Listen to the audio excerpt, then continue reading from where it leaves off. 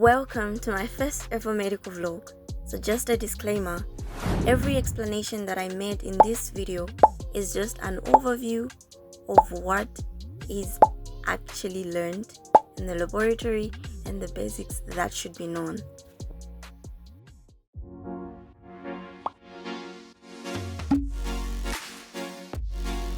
Welcome to Monday. Monday we're learning about blood grouping and blood transfusion science.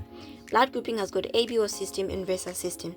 ABO system determines the antigens found on the surface of the red blood cells, and the VESA system determines the antibodies found on that particular blood group. We have the A, B, O, and AB blood group. And so it is very important that you as an individual, you know your blood group, because it helps prevent transfusion reactions during emergencies or just any traumatic events such as accidents or just massive blood loss during labor.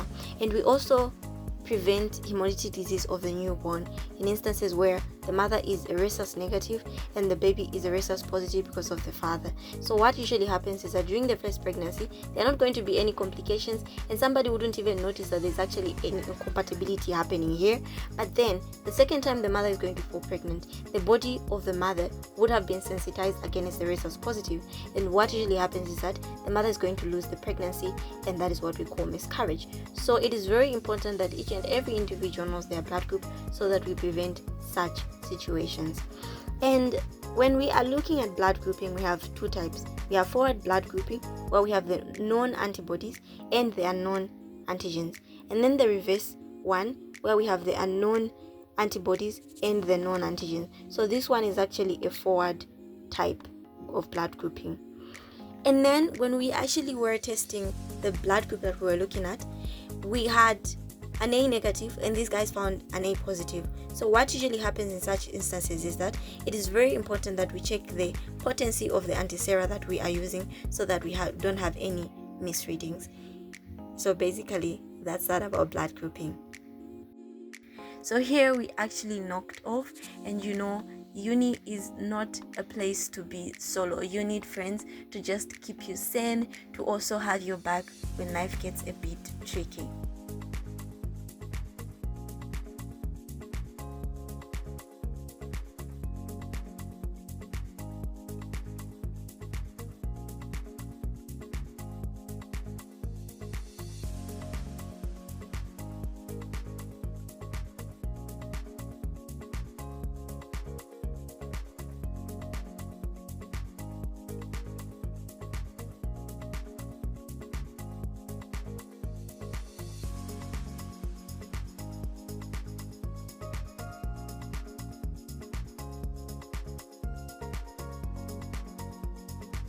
Tuesday we were looking at isolation in microbiology, and this is simply trying to grow the bacteria so that we know what type of species it is.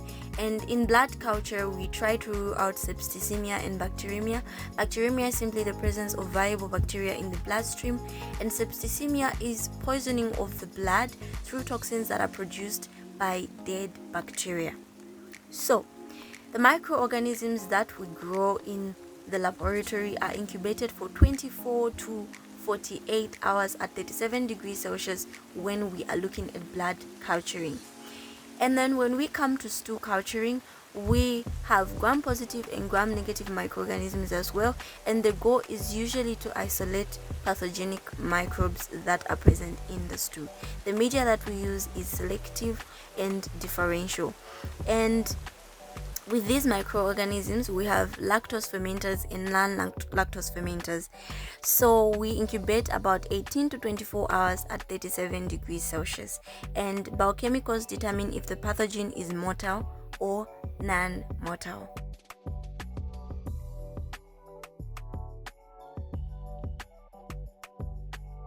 Wednesday, well, class was cancelled after I'd already taken my bath. So you can just imagine, I was just like, okay, let's do this. So what I actually did was I had to cook a meal for myself, cleaned up my room, and of course I had to wash, because girl has to stay in a clean environment and has to be well fed.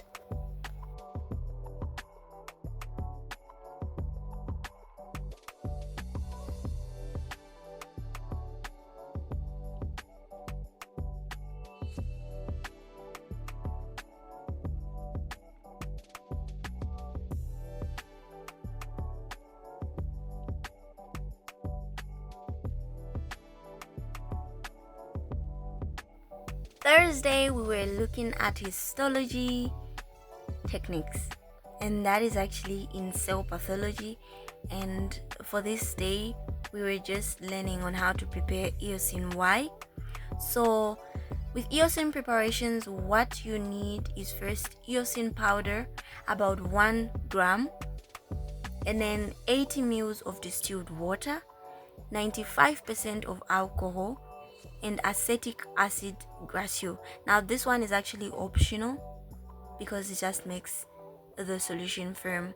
So while observing the eosin Y powder measurements, my friend came in. This is your coming? Welcome. Aye. Better late than never. Guys, this is when he's coming. I kind of concur with him because regardless of having other commitments, he still made it for class, found us midway, but still learned with us and asked questions, and we're on the same page. So yeah, basically here we're mixing the eosin Y powder with distilled water. Yeah, and this is a centrifuge. Makes people cry in exams. But yeah, so here we had to make the 95% alcohol. So if you are given 99% alcohol, what you have to do is to put 96% alcohol in a cylinder, and then you add 4% of distilled water, and you have yourself the 95% alcohol.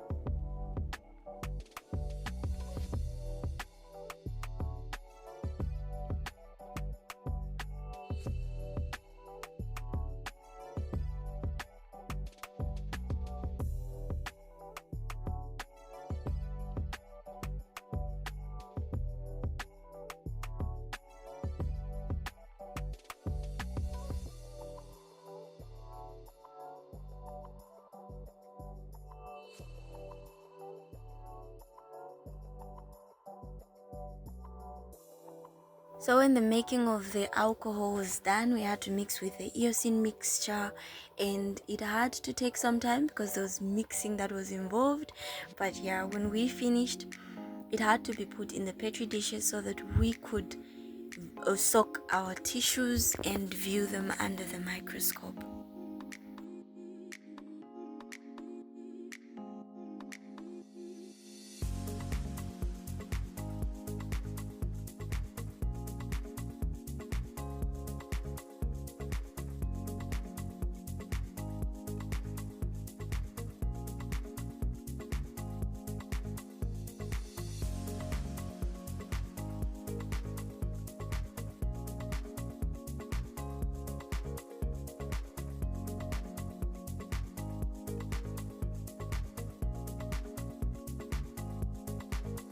This is a hot water bath.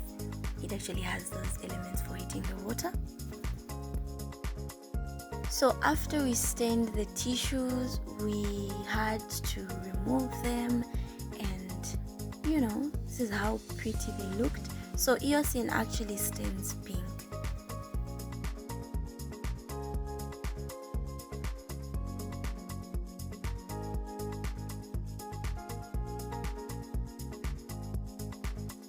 So we set up the microscope and every other preparation as we were about to view the tissue morphology.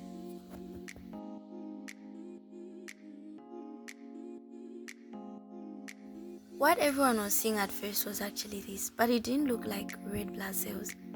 And so everybody had a turn, viewed, and then Wisdom just said, no guys, this is not it. Like, we have to move the slide until we are at the edge. Maybe that's when we'll see. And for sure, we saw the morphology, and this is how beautiful it was.